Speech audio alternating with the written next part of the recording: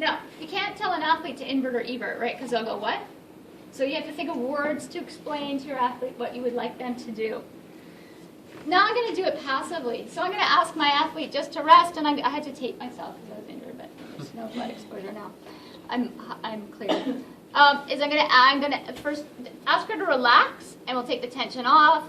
We're going to go dorsiflexion and plantar flexion, and she's resisting me, so I'm going to say, just drop the weight into my hands, right, and really make sure she relaxes so that I can move it for her. Then I'm going to put her into inversion and eversion. Okay, that's me doing it now for her. That's passive. Now the third one was what? Passive. Resisted. Yeah, resisted range of motion. So now I'm going to ask her to please dorsiflex her foot, but I'm going to put my hand up here to resist it. So bring it up. Hard. Bring it up. There you go. And push it down. Is this the injured one? Oh, okay. Makes more sense now. And she's going to push it out against my hand, and then I'm going to ask her to bring it this way. Bring it down and around. Yeah, and I'm going to push against her. So that's how you would do range of motion. The next thing I'm going to do is now my stress testing. And I want to actually see if I can isolate the ligament or the structure, maybe it's muscle or tendon, that has contributed to the injury or been injured.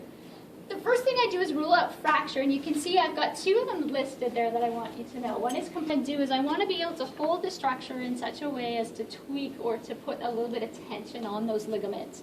And what you do is, if you think it's a lateral ankle sprain, based on your history, then you're going to pick lateral ankle test. I don't want to over-test her, and I don't want to put too much strain on it, but I want to pick the appropriate test. The other thing is, you do it 3 times according to sort of the various tensions. So I start off mild, and then I might do a little bit harder, and then I might do a little bit harder after that when I'm tweaking it. I use tweak because I like that word, but you know what I mean, right? So the first one is the anterior drawer test. So what I do is I put my hand on here, and I'm going to push here, and I'm actually literally going to open the door. So if she's at 90 degrees, she's sliding her foot forward as if you're opening a drawer on a dresser.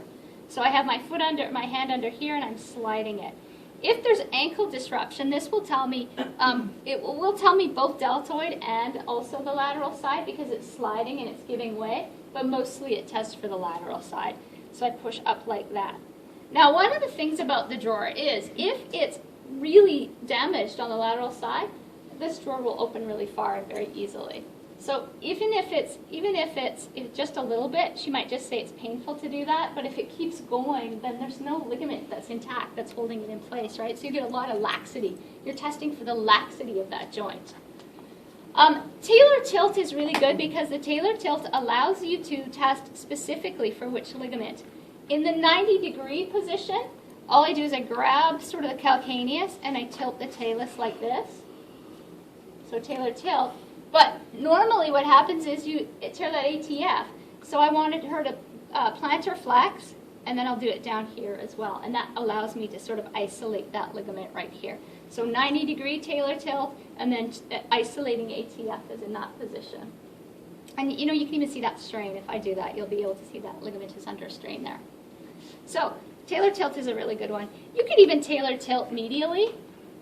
If I do that, then what I'm doing is I'm stretching the deltoid. So if I think it's in medial injury, I test it this way.